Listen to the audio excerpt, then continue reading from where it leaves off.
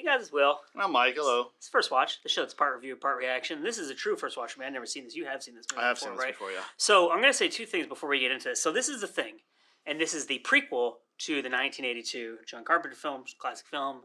That's, I think, one of the reasons there's a lot of controversy surrounding this movie. The two things I will say before we get into this is, one, spoilers, because we're just going to talk about the whole movie, right? We have to.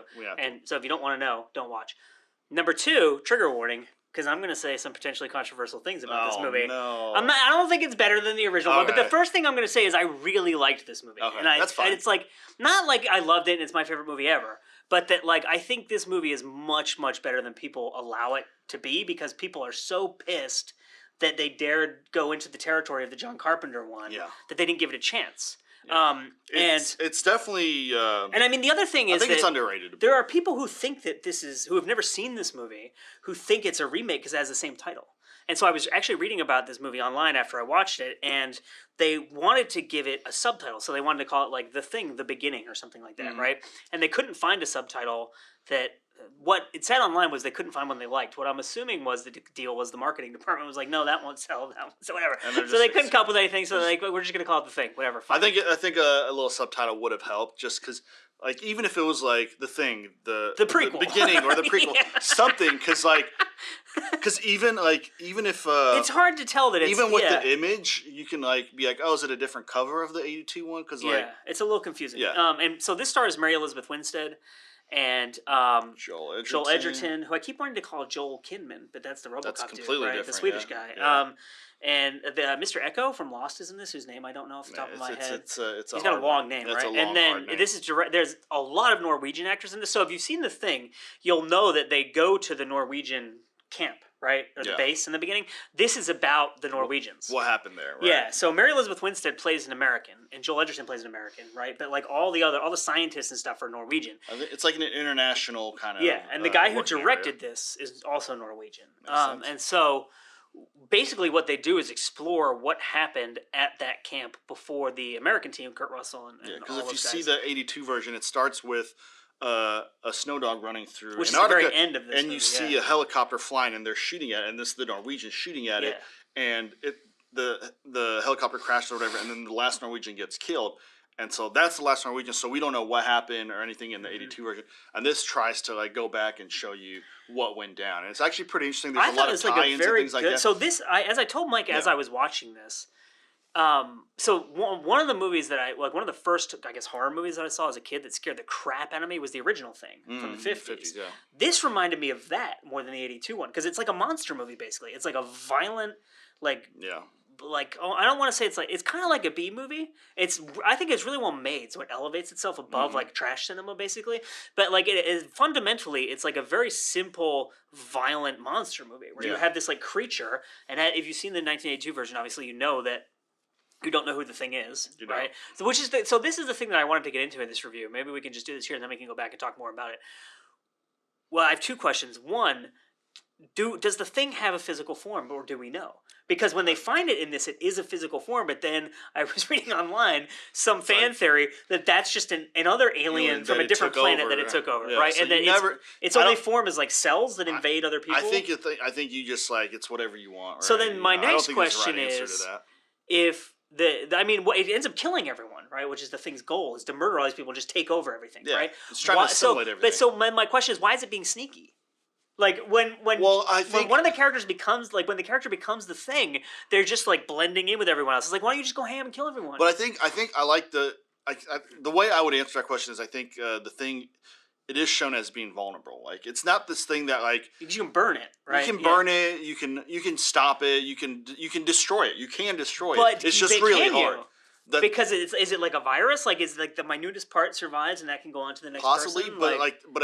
but the idea is you can burn it, you can stop it, you can kind of like deal with it, right? Well, I also just want to say, please, in the comments of this, let us know, because I know that there are people who spend a lot, having read stuff online, there are people who have very evolved theories on this, and I would really like to know, in all seriousness. I think that's why I would say it's being stealthy. Like, it's the same way with like Predator. Why is he being stealthy? He could just go ham on these people, but I think with him, especially in the 82, but he's a hunter, though. Yeah, especially in the 82 version, they are able to deal with it until it kind of just like spreads too far, right? Yeah. But if it was like, say there was like it was all of it was one organism, and they controlled it and burned it. Some of this, a couple of the right? things that I think are really intelligent about this movie that I'll mention here are there are points where multiple people are the thing. Yeah. Right? So you think that you're just going to get, like, you think they're going to find the one person and maybe it'll move. And it's a bunch of different people. That's when you can't really control. Yeah. That's when it's not control. The other thing that so there's a lot of scenes in this movie, which is something that we talked about, where you think it's going to recreate the original scene, but then they change it, and that it's like, here's an homage, like, we respect the original, we know where we're coming from, but we're going to do our own thing. So, like, for instance, in the original, they do the blood test, right, to figure out who is the thing, because the thing is afraid of fire.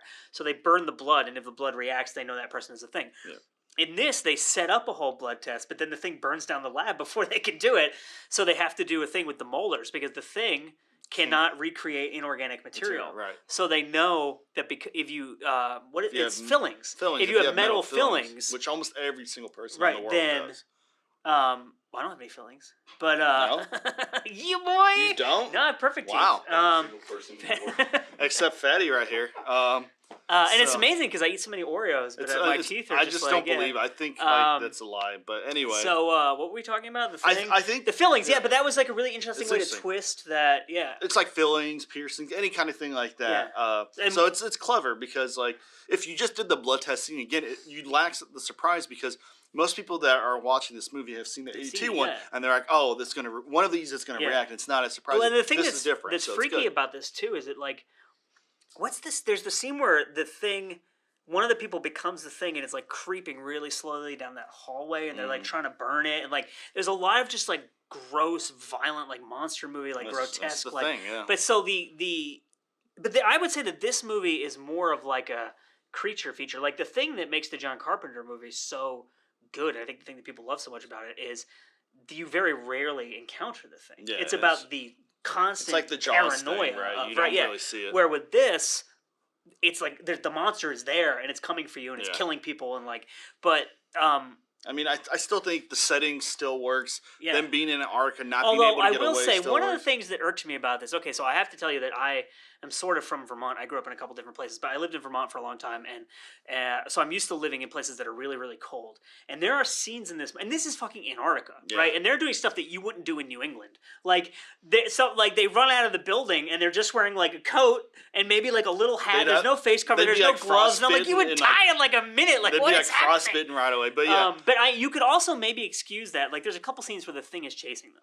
And you're like, okay, do I want to freeze to death or I want this thing to eat me? You're probably not even, at that point, you're not even thinking. But there are a couple scenes where, and I think one of the reasons is, if you have, there's a big cast in this movie, and if they're all wearing face masks, you have no idea what's going on, right? But I think the CGI. Talk about that. Yeah, so I was gonna say, like, we'll wrap up with that. I think the thing that a lot of people trash this movie about is the CGI because it's not horrible, but it's not good. It's not good. It's not like mid-90s. Like, what were they thinking? Right. CGI. But like in the '82 version, it's all practical effects. It's all built. It's all created. And this was, I think the story is they were going that same route. And some people didn't like it or whatever, and they switched the studio people. And they switched to CGI at the end, and they kind of did it real fast, and it wasn't a whole bunch of money, and it doesn't look great. It doesn't, like, you can tell it's CGI, and it's like, it just doesn't. And the guy who directed this actually was doesn't feel right. The director really wanted to do this right, and so they designed all these animatronics and all this shit, right? And that would have been sweet. They CGI'd over all of that, and the director actually retired from filmmaking for like 10 years because he hated the studio involvement so much. I guess, and now he's making like indie movies, and I mean, he might be Dutch. He's either Dutch or Norwegian. A good way for me to describe it is the '82 version was very icky, disgusting, like, gross, and this is very slick and very effects heavy. But had it been practical effects, it would have been very gross because it's like very bloody. Well, that's like, what I'm nasty saying, movie. and that I think would have. A lot of the complaints are about the CGI, and so I don't hear a lot of people being like, "Oh, the story's dumb and the acting's bad and the directing's bad." It's always like the CGI. Yeah. So. All right. Well, what are you gonna do? That's the thing. I really like this movie. Like I said, I think it's much better than its. I think it's underrated. Yeah, it really is underrated. Just don't compare it to the '82 and say, like, oh, one's better than, like, it's its I own mean, movie. Obviously it's not going to be. Yeah, it's, you know, like, I don't know. That's just silly to me. But but I understand if that's like your favorite movie ever, then you would have some kind of like. Right. So I'm Will. And I'm Mike. And this is The Thing. Thank you for watching, and we will see you next time.